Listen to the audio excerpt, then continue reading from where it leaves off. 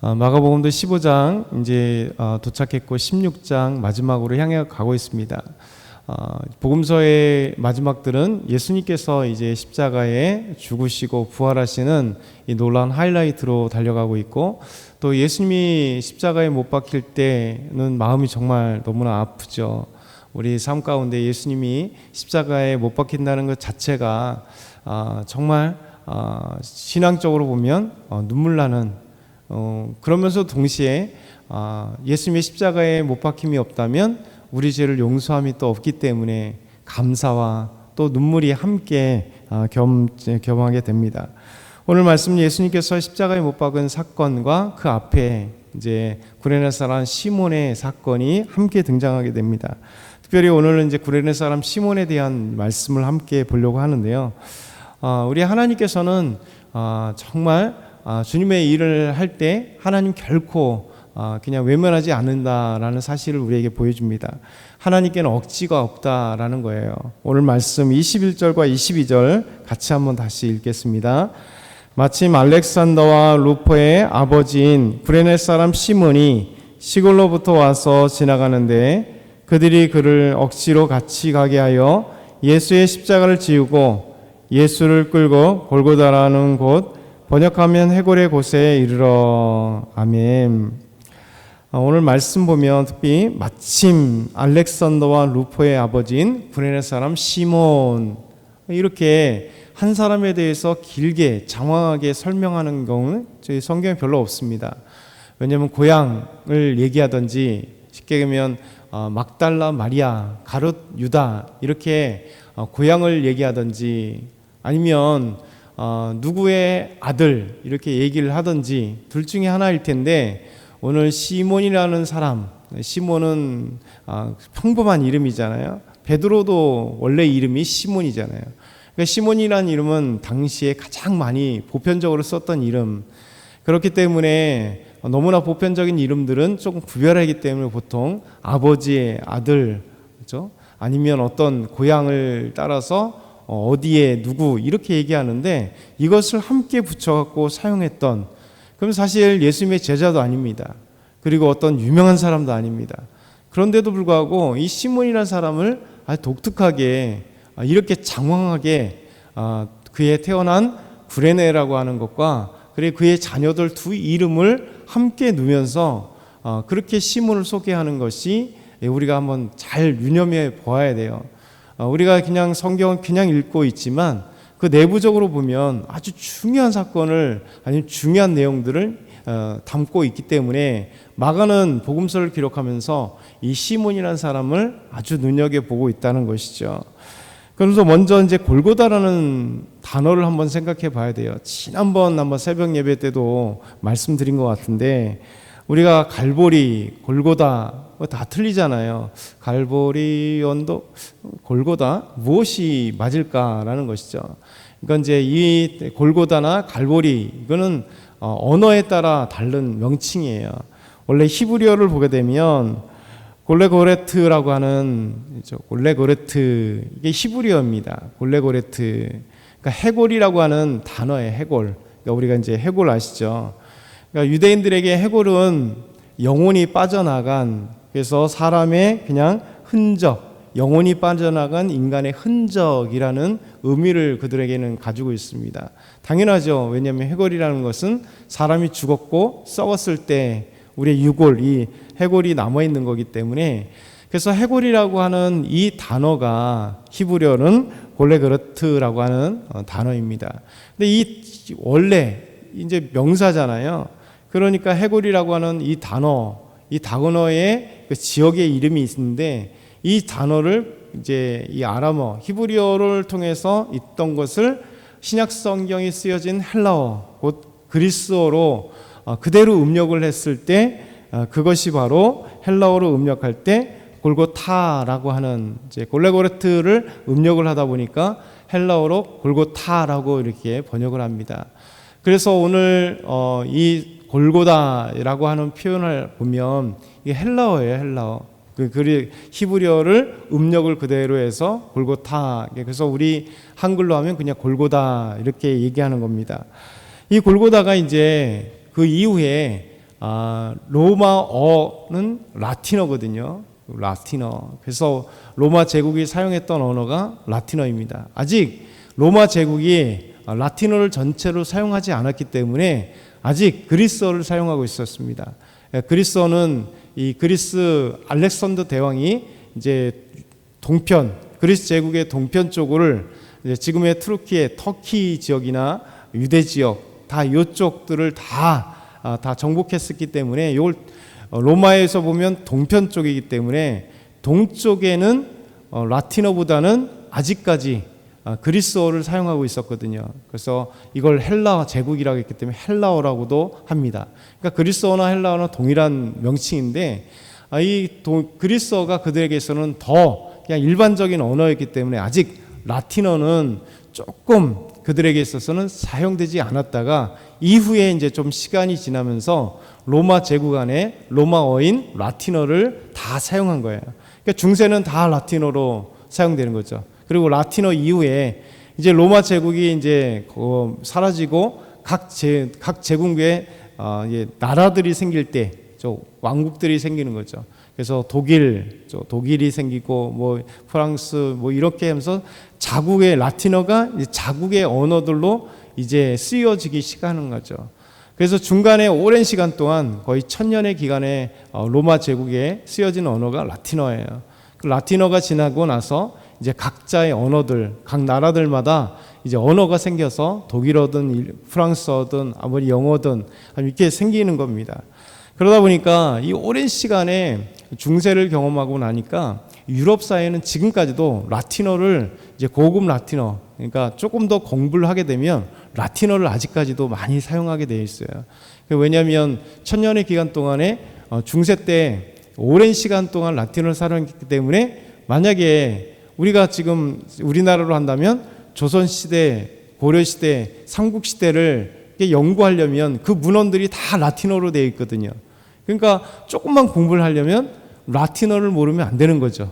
그렇죠? 로마어는 라틴어를 공부하지 않으면 안 되기 때문에 그래서 이제 라틴어를 공부할 수밖에 없는, 그래서 이렇게 라틴어가 그렇게 쓰여지는 거예요. 이 라틴어는 헬라어에서 라틴어로 번역할 때 갈보리아라고 하는 것으로 이렇게 번역을 해버렸습니다. 골고타가 헬라어가 라틴어로 골고타 이렇게 헬라어가 이제 갈보리아로 번역이 되었어요. 이 갈보리아라고 하는 이 라틴어가 다시 영어로 번역을 했을 때 그 갈보리라고 하는 것으로 번역되는 거죠. 그래서 히브리어 아람어는 골레고레트라는 것, 그래 헬라어는 골고타, 이것이 라틴어는 갈보리아, 그리고 영어로는 갈보리 이렇게 번역이 된 겁니다. 그러니까 골고다나 갈보리나 똑같은 지명을 이야기하는 겁니다. 그러니까 해골이라는 의미를 갖고 있는 지명을 같이 얘기하는 거예요. 어려움이 없는 것이죠. 그러면서 오늘 초반에 얘기했던 이제 두 번째 생각해 볼 게 이 말씀 속에서 시몬이라는 사람이 누구인가라는 거. 시몬이라는 사람이 누구인가. 시몬의 고향은 구레네입니다. 구레네. 그러니까 구레네는 어디에 있냐면 북아프리카의 한 지역의 수도였습니다. 그러니까 지금으로 하면 리비아가 바로 구레네 지역입니다. 리비아가 이 북아프리카의 지금 이제 그 나라 이름 리비아가 예전에 구레네예요. 그러니까 왜 구레네에서 왔는가 하면 유대인들이 전 세계에 흩어졌을 때 특별히 이 알렉산드리아, 그러니까 이집트에 있는 알렉산드리아가 유대인들이 제일 많이 있었습니다. 그리고 이제 북아프리카 그 주변에 유대인들이 흩어져서 사는 유대인들이 많았거든요. 그래서 예수님 당시 1세기 때 항상 이 아프리카 쪽에서, 북아프리카 쪽에서 이렇게 유월절이라든가 여러 곳으로 왔어요. 그러다 보니까 유대인들이 많이 있고 또 유대교에 있었던 사람들도 많이 있었죠. 그래서 이렇게 이 시몬이라는 사람은 그의 앞에 고향, 그러니까 구레네 사람 시몬이에요. 그러니까 구레네에서 태어난 사람이 시몬입니다. 그런데 아마 학자들이 생각해 볼 때 이 구레네 사람 시몬의 고향은 구레네지만 그가 아마 자리를 옮겨서 이사해서 아마 유대에 살았을 것이라 이렇게 생각을 합니다. 그래서 지금 예루살렘에 구레네 사람 시몬이 오게 된 이유는 바로 유월절을 지키기 위해서 예루살렘에 왔습니다. 그래서 그의 이름은 구레네 시몬, 자기 고향을 앞에 붙여서 시몬이 너무 많기 때문에 구레네 사람 시몬이라고 그를 불려서 그가 누구인지를 보여주는 거예요. 근데 앞에 더 나아가서 아들 둘의 이름이 또 붙습니다. 여러분, 대부분 다 아들의 이름을 붙이지 않아요. 아버지의 이름을 붙여서 그 아들을 소개합니다. 그러니까 우리나라도 그러잖아요. 누굴 소개하면 누구 어디 지역에 얘기하면서 그 지역에 누구 이렇게 얘기하기도 하지만 보통 아버지를 얘기하잖아요. 누구의 아들 이렇게 얘기하잖아요. 우리가 가끔가다 시골 가면 아직도 이렇게 보면 현수막들이 막 붙어 있죠. 무슨 장관, 그래서 의정부도 마찬가지고 의정부의 딸 누구 장관, 의정부여고 출신의 장관이 이번에 생기잖아요. 여자 장관이 있습니다. 아마 의정부여고에는 모르겠어요. 써놨는지 모르겠지만 대부분 다 보면 지나가다 보면 막 써놔요. 그래서 우리의 가평의 자랑 누구 장관, 그래서 그 장관이 왔다, 행안부 장관이 가평 출신이니까 막 써놨더라고요. 이런 식으로 지금도 그렇게 써놔요. 그러니까 거기에 보면 또 지역 이름뿐만 아니라 그 동네 누구 이름 딱 쓰잖아요. 그래서 옛날 같으면 누구의 아들 사법고시 합격 이런 식으로 엄청나게 많이 썼잖아요. 그러니까 보통 소개할 때 아버지의 이름을 씁니다. 아버지의 이름. 왜냐하면 아버지가 동네에 다 알기 때문에. 근데 시몬은 신기하게도 태어난 곳 구레네를 붙이면서 동시에 아들들의 이름을 붙인다는 거예요. 왜 그럴까? 이거는 기본적으로 이 아들들이 중요했기 때문에 시몬이라는 이름을 쓴 겁니다. 지금 사실은 예수님이 지금 십자가에 지고 가실 때 이 구레네 사람은 사실 유명한 사람이 아닙니다. 아주 시골에서 온 사람이라 표현했기 때문에 이름 모르는 거예요.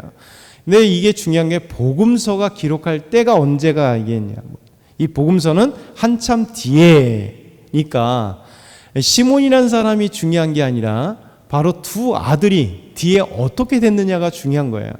이 복음서를 읽는 사람 중에는 여러분 구레네 사람 시몬의 두 아들 알렉산더와 루포라고 하는 사람이 그들의 신앙 공동체 안에 있었다는 겁니다. 그리고 그 사람들을 알고 있다는 거예요. 그렇기 때문에 구레네 사람 시몬 몰라도 알렉산더와 루포라고 하는 이 사람이 믿음의 공동체 안에 있었고, 그리고 이 사람을 먼저 얘기해야 그의 아버지구나 이렇게 얘기됐다는 것이죠. 이 구레네 사람을 지나가는데 로마 군병들이 그를 갑자기 잡았습니다. 시내에 지나가다가 로마 군병이 그를 억지로 잡아다가 억지로 예수님의 십자가를 지게 했다 이렇게 얘기합니다. 구레네 사람이 시골에부터 왔다. 그는 분명히 예루살렘 사람이 아니고 유대 지역의 어느 작은 마을에서 온 사람, 시골뚝입니다. 아무도 이름을 알지 못하는 사람인데 로마 군병은 당시에 시민들에게 일을 시킬 권리가 있었습니다. 권한이 있었어요. 그 로마 군병이 할 수 있는 권한이 있었던 것이죠. 그러니까 예수님께서 지금 십자가를 지고 가실 때 예수님의 십자가는 이제 이렇게 보통 T자형이거든요. 그러니까 십자가가 당시에 T자형이 대부분 많은데 이 새로 있는 나무는 이미 골고다에 세워져 있습니다. 대부분 다 사용해 보면 그 자리에 먼저 세워놨습니다. 왜 그러냐면 십자가는 수치라고 그랬잖아요. 그래서 십자가형의 그 원래 세워져 있는 기둥은 먼저 있는 거예요. 그러니까 누군가 지금 오늘 십자가형을 받겠다라는 걸 미리 공지하고, 그리고 나서 이 가로나무를 이제 보통 이렇게 메고 가거나 줄에 묶거나 이렇게 해갖고 가는 겁니다. 예수님은 지금 이 자기가 T자형 세로 이거는 이미 땅에 묻혀서 이제 세워져 있고, 그리고 가로 걸 갖다가 이제 나무를 지고 가고 있는 거예요. 그때 군병들이 구레네 사람 시몬을 지나가는데 그를 억지로 같이 가게 해서 예수님의 십자가를 그에게 대신, 그 나무를 대신 지게 한 겁니다. 그랬을 때 이렇게 억지로 지게 된 사람이 알렉산더와 루포의 아버지 구레네 사람 시몬이라는 사람입니다. 여러분, 분명히 이 사람은 재수가 없는 거예요. 갑자기 예루살렘에 유월절을 지키기 위해 왔는데 웬 죄수의 십자가를 갑자기 군병들이 너 나와! 하고 그에게 지옥을 짊어지니 아마 이 시몬이라는 사람 얼마나 기분이 더러웠겠어요. 나쁜 표현으로요. 정말 똥밟은 거잖아요. 왜 저 유월절을 지키기 위해서, 정 거룩한 유월절을 지키기 위해서 왔는데 사형수의 십자가 나무를 자기가 짊어지게 됐으니 아마 이 사람은 엄청난 충격이기도 하고 기분 나쁘고 불평하고 속으로는 막 군병들 앞에 얘기도 할 수 없고 군병들 앞에 얘기하면 큰일 나잖아요. 아마 이 사람의 입장에는 아마 엄청난 정말 그 마음 가운데 분노가 있을 수 있었을 거예요. 여러분, 우리가 이게 배경들을 생각해 봐야 돼요. 그런 배경에서 이 구레네 사람 시몬은 억지로 정말 자기 마음도 아닌데 죄수의 그 십자가를 나무를 지고 가게 된 거예요. 놀라운 것은 성경은 이후를 우리에게 이야기해 주고 있습니다. 아까 말씀드린 것처럼 구레네 사람 시몬은 별건 아닌데 그 이후에 아들 알렉산더와 루포가 하나님의 은혜를 받았다는 거죠. 여러분, 하나님께서는 억지로가 없다는 거예요. 여러분, 우리는 억지로 분명히 하나님의 일을 하거나 억지로 교회에 끌려 나왔거나 억지로 무엇인가 하게 될 수 있을 수 있어요. 이 시몬처럼 아마 억지로 끌려가서 예수님의 십자가를 그 나무를 대신 지게 되었는데 그 상황을 보면 정말 기분 나쁜 일일 수도 있고 지금 똥밟은 일이라고 생각할 수 있고 내가 왜 이렇게 생각할 수 있어요. 그런데 놀라운 거는요, 하나님께는 억지가 없다는 거예요. 하나님은 우리에게 그 놀라운 억지가 하나님 복이 되게 하시고 하나님께서 축복하시는 놀라운 일이 벌어지는 겁니다. 왜냐하면 이 억지가 이 구레네 사람 시몬을 통해 하나님 복 주셔서 그 온 가족들이 예수 그리스도를 믿는 놀라운 역사가 일어났고 그들이 초대교회의 한 중축을 담당하는 믿음의 사람들이 되었다는 거예요. 로마서 16장 13절 보면 이 말씀이 나옵니다. 주 안에서 택하심을 입은 루포와 그의 어머니에게 문안하라. 그의 어머니는 곧 내 어머니라. 여러분, 사도 바울이 로마에 있는 사람들을 믿음의 공동체에게 편지할 때요, 이 로마서가 로마의 믿음의 형제들에게 교회 편지를 하는 거거든요. 그런데 보면 루포가 이 유대를 떠나서 지금 로마에 살고 있어요. 어떻게 보면 일반적으로도 출세한 거예요. 그렇죠? 식민지 같은 조그만 유대 사회에, 아주 이름도 없는 그 유대 사회에 로마로 간 거예요. 우리나라로 얘기하면 저 강원도 이름도 모르는 산골의 조그만 마을에서 출세해갖고 서울을 가서 산다는 거예요. 보통 서울 가서 산다면 시골에서 와 이런 얘기 하잖아요. 아무것도 아닌데 똑같아요. 루포가 당대 최고의 제국의 수도인 로마에 가서 살고 있는 거예요. 그 시골뚝이 시골에서 왔다라고 하는 시몬의 아들이. 근데 이 사람이 어디에 있냐면 믿음의 공동체에 있는 거예요. 사도 바울이 얘기할 때, 로마에 편지할 때, 로마 그리스도인들, 로마 교회에 편지할 때요, 루포라는 이름을 등장하는 거예요. 동일한 이름입니다. 바로 이 구레네 사람 시몬의 두 아들이 있었는데 그 루포가 믿음의 아들이 되었다는 거예요. 교회의 중추적인 이름이 되었다는 거예요. 그 이름을 알리면 모두 아는 사람이 되었다는 거예요. 더 나아가서 이 바울이 뭐라고 얘기했냐면 그의 어머니에게 문안하라. 루포의 어머니 곧 구레네 사람 시몬의 아내에게 문안하라 이렇게 합니다. 그 여인은 누구냐면 그 어머니는 루포의 어머니는 곧 내 어머니라. 이거 얼마나 멋있습니까? 사도 바울이 내 어머니라고 인정할 수 있는 만한, 그러니까 믿음으로 인정하고 그리고 교회 중적으로도 역할할 수 있는 구레네 사람 시몬의 아내가 예수 그리스도를 믿게 된 거예요. 그리고 두 아들이 예수 믿게 된 거예요. 그리고 초대교회의 아주 중추적인 역할을 감당하기 때문에 사도 바울이 내 어머니라고 구레네 시몬의 아내를 자기 어머니라고, 루포의 어머니를 내 어머니라고 할 정도의 귀한 믿음의 사람이 되었고 그 아들 루포도 믿음의 사람이 되어서 하나님께 영광 돌리는 초대교회 사람 됐다는 거예요. 우리가 생각해 볼 때 이 별거 영광성이 없는 것 같은데도 불구하고 하나님의 은혜입니다. 그렇죠? 대신 예수님의 십자가를 억지로 지게 해서 똥 밟은 것 같이 그냥 재수 없는 것 같이 그냥 진 것 같지만 하나님은 그게 아니라는 거죠. 그것을 통해 그 가족을 구원하시고 그것을 통해 그의 가족의 믿음의 이 초대교회 든든한 일꾼들과 믿음의 사람들이 되게 하시는 하나님의 영광. 그러니까 저와 여러분요, 우리는 억지로도 아니잖아요. 마음으로 기쁨으로 하면 하나님이 얼마나 우리에게 크신 은혜와 사랑과 복을 넘치도록 부어주시겠어요. 우리가 생각하는 정도가 아닙니다. 그래서 우리가 하나님 앞에 나갈 때 하나님이 나에게 모든 것을 채워주시겠다. 뭐 어떤 채워주시는 거 보상으로 바라는 건 아니지만 그래도 하나님은 반드시 우리에게 복 주시고 채워주세요. 오늘 말씀이 길었지만 이 월요일 새벽에 기억해 주시면 좋겠어요. 한 주를 생각할 때 하나님께서는 반드시 나에게 놀라운 복을 허락하신다. 하나님의 일에는 보상이 따른다. 기억하시면서 믿음으로 승리하는 저 여러분 다 되게 소망합니다.